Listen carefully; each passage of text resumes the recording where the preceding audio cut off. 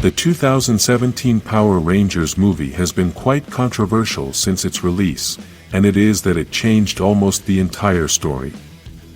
Among these changes is the new Rita Repulsa, and we could see that she is very different from the Rita we met in 1993.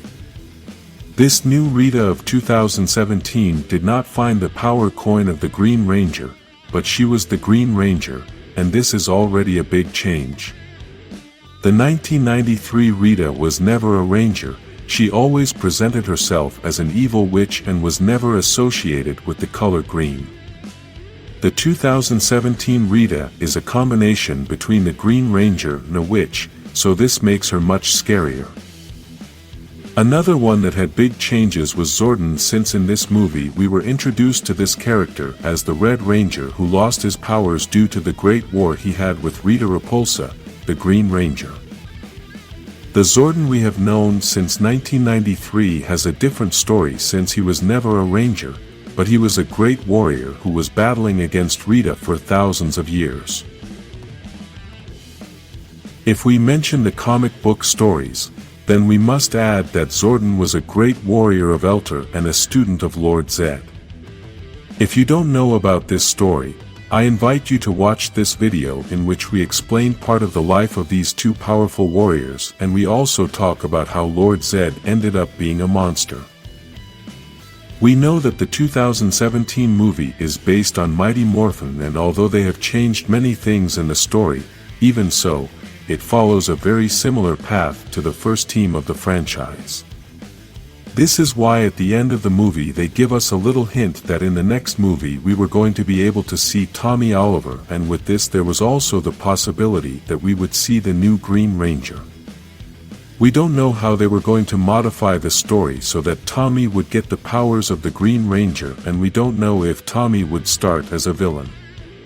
It should be remembered that the Mighty Morphin Green Ranger in the series started out being evil, but this was due to Rita's spell, and since the Rita from the movie passed away, then she can't cast a spell on him. In this story there are several ways to get Tommy to be an evil Green Ranger, but maybe the focus isn't on him, since I don't think it would be good for the movie to have the main villain be another ranger. When a ranger is evil and becomes a villain, it is almost always a secondary villain controlled by the main villain. This is because these rangers are almost always under an evil spell cast by the main villain, who is almost always a monster from another planet. The only evil ranger that had been a main villain was Lord Draken, and to achieve this they needed to create a big, long story. This is why maybe in a movie this wouldn't work, plus in that comic book story there were two Tommy Olivers, one good and one evil. We must admit that the Mighty Morphin team needs Tommy, so, if they make a movie with Tommy only as a villain, then we wouldn't be able to see the Mighty Morphin team complete. I think the best thing would be to be able to see the complete Mighty Morphin team with their Green Ranger, and they can all fight another villain. This could work better. They could even turn this Green Ranger into a White Ranger in the middle of the movie so he could be a stronger ranger, and with that change be able to defeat the main villain. This could be a great story for a 2017 Power Rangers sequel, as we would have a new villain, a new Green Ranger, and an evolved Ranger with the color white. When this movie ended, everyone focused on the possible appearance of Tommy Oliver in the next movie, but perhaps very few have thought about the villain that such a sequel should have. We all know that the villain of the second season of Mighty Morphin was Lord Zedd, a being so powerful that even Rita was afraid of him, and he marked the life of all the viewers. When this villain started, he was so evil that many parents began to complain to the production because many children were scared, and this caused the production to soften the character. To accomplish this, they changed Lord Zedd's personality a bit to make him a bit dumber, and also married him to Rita. If this character was too dark in a TV show for a children's audience, imagine what they could achieve in a movie for young people over 13 years of age. Lord Zedd could be the main villain of a sequel to Power Rangers the movie, as this continues the path of Mighty Morphin and at the same time gives them the opportunity to change a lot of things. We could see that Rita's physique was changed a lot. Now she has a slightly deformed face, but that makes her look eviler, and also now we can see her whole figure. Another big change she had is that she can control gold, and that is why her staff is completely made of gold. This is very different from the Rita of 1993, since she has nothing to do with gold and her staff is very different. One big change that I really liked is that the costume that the movie Rita wears looks excellent and makes her look like a warrior.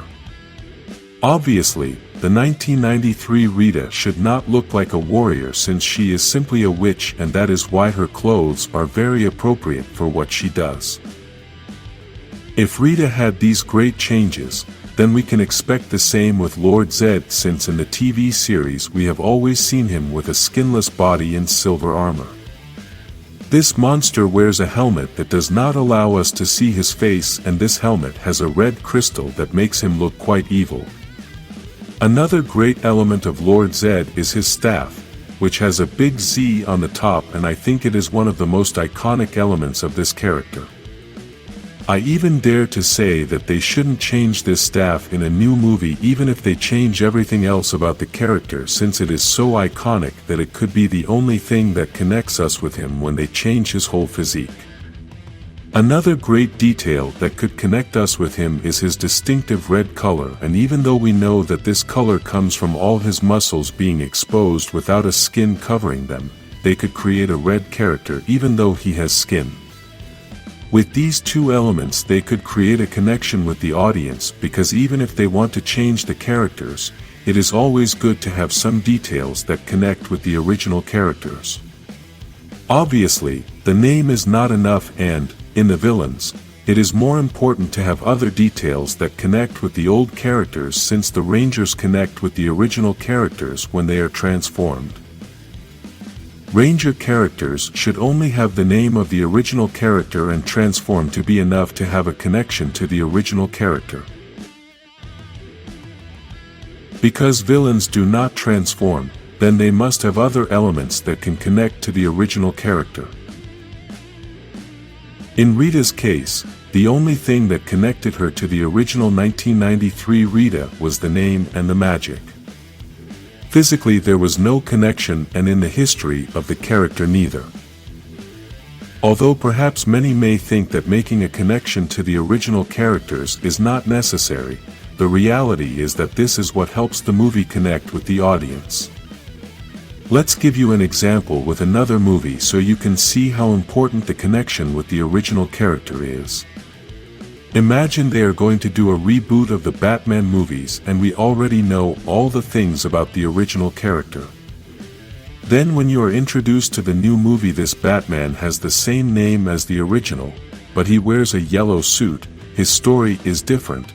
He doesn't use any of his weapons. He no longer fights hand to hand. He only keeps watch in the daytime. He doesn't have a spectacular car, and the animal that identifies him is now a dog. The character in the new movie may be awesome, but if he has no connection to the original Batman, then he is not Batman, even if he has the same name.